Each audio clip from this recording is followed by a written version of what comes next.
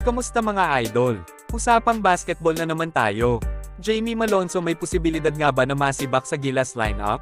Matapos ngang kumalat sa iba't ibang social media ang insidente kung saan nakitang binubugbog si Malonzo sa isang restaurant, iba't ibang reaksyon at komento ang inihayag ng mga Pinoy basketball community. Ayon sa balita mga idol, isang MMA fighter ang sinasabing bumugbog kay Malonzo kaya madali itong bumagsak sa sahig.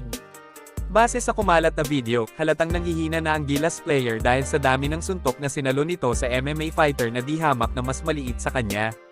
Sinasabing nakainom daw si Malonzo nung gabing yun na siyang pinagmulan ng gulo mga idol. Matapos mangyari ang insidente, nakausap daw ni Commissioner Willie Marshall ang Ginebra superstar at humihingi na daw ito ng paumanhin sa PBA, SBP at sa buong Ginebra fans. Inamin naman ni Malonzo kay Kumay na nakainom siya nung gabi na yon. Pero bago pa kumalat ang insidente na yon, sinabi ni Coach Timko na kaya hindi nakapaglaro si Malonzo sa laro ng Gilas laban sa Chinese Taipei ay dahil sa sinisikmura daw ang kanyang manlalaro.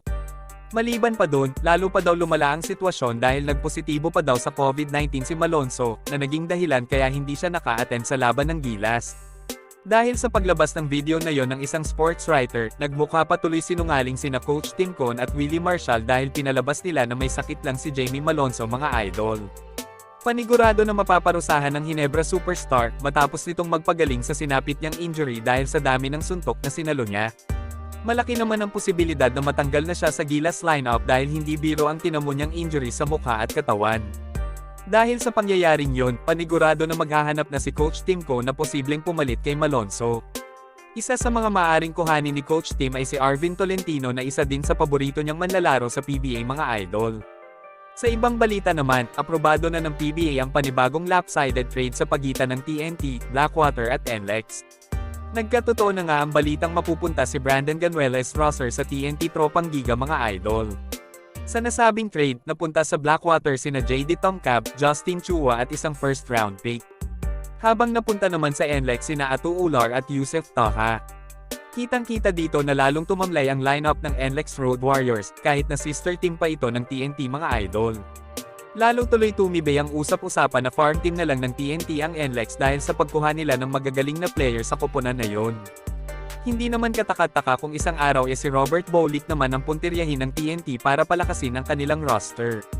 Lumalabas tuloy na wala ding silbi ang pagbabalik ni Bolick sa PBA dahil hindi naman pala competitive team ang nalipatan niya. Dahil sa trade na nangyari, may pag-asa na ulit ang Tropang Giga na makasungkit muli ng kampyonato sa PBA sa pamumuno ni Head Coach Chot Reyes. Muling binigyan ng pagkakataon ni MVP si Coach Chot matapos nitong mag-resign bilang head coach ng Gilas National Team. Hanggang dito na lang muna mga idol. Maraming salamat sa panunood.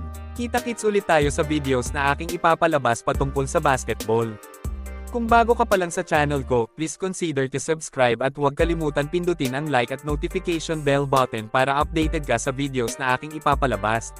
Salamat mga idol!